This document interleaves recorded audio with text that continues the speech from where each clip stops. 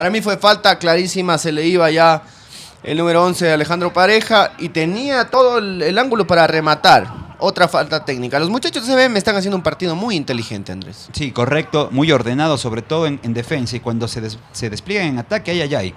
Siempre generan peligro. Atención que esta es buena. Dos hombres detrás de esa pelota, perfil para derecho y para zurdo. Le va a pegar Ceballos, viene la pelota. Le digo, si metía la cabeza Andrade, perdía como 3 o 4 años de infancia. No sabemos qué pasaba, o se metió o iba con todo. Claro, mire. Ahí está, cómo se mueve.